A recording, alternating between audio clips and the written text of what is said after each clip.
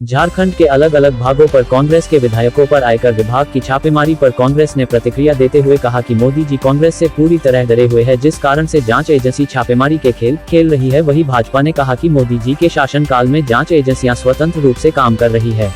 प्रदीप यादव और बोकारो के बेरमो से विधायक जय मंगल सिंह के यहां आयकर विभाग का छापेमारी चल रही है। बता दें, यह छापेमारी इनके अलग अलग आवास पर जारी है। रांची के भी उनके आवास पर आयकर विभाग ने छापेमारी की है। वहीं इस छापेमारी पर कांग्रेस ने अपनी प्रतिक्रिया देते हुए कहा कि शायद नरेंद्र मोदी कांग्रेस से डर चुके हैं, इसलिए जांच एजेंसियों को जांच के काम में लगा दिया गया है। भारत के प्रधानमंत्री जांच एजेंसियों का दुरुपयोग कर कांग्रेस और कांग्रेस के सहयोगी पार्टियों को डराने की कोशिश कर रहे हैं, मगर कांग्रेस जब अंग्रेजों से नहीं डरी तो प्रधानमंत्री जी आपसे कैसे डरेगी। कांग्रेस लगातार सड़कों पर महंगाई और बेरोजगारी के खिलाफ आंदोलन करती रहेगी।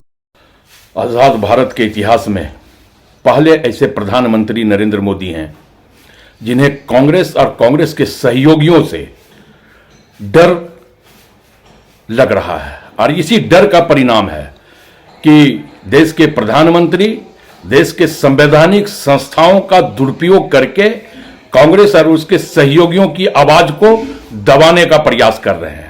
लेकिन जब हमने ब्रिटिश हुकूमत से नहीं डरे तो नरेंद्र मोदी जी और ये गोडसे के वंशजों से क्या डरेगा कांग्रेस। हमें लगता है कि आप लाख इनकम टैक्स ईडी लगा लो, कांग्रेस बुलंद आवाज के साथ सड़कों पे बेरोजगारी महंगाई के खिलाफ लड़ती रहेगी, और स्वाभाविक तौर पे ये लड़ाई 2024 तक जारी रहेगी। और 2024 में प्रधानमंत्री नरेंद्र मोदी की सत्ता को कुचलने के बाद इस देश में लोकतंत्र स्थापित करके यह आंदोलन और यह लड़ाई समाप्त होगी। लाख प्रयास कर लो हमारे विधायकों पर इनकम टैक्स का रेड करवाने का, लेकिन हमें कोई डर और छटपटाहट नहीं है।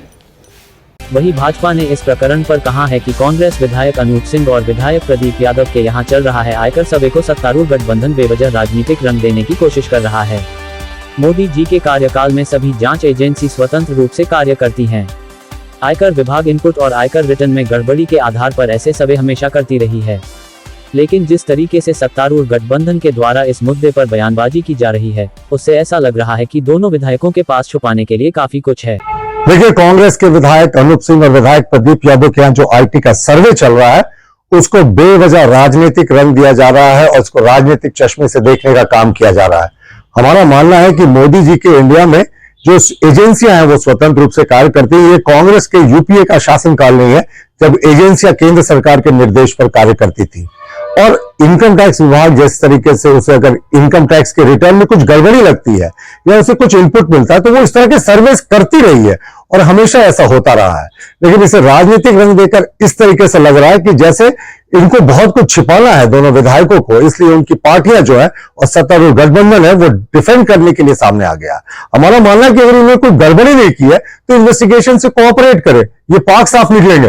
लेकिन जिस तरीके की बयानबाजी हो रही है उससे लग रहा है कि काफी कुछ छिपाने को है इन दोनों के पास, इसलिए इन दोनों के दल जो है वो सामने आकर राजनीतिक बयानबाजी कर रहे हैं।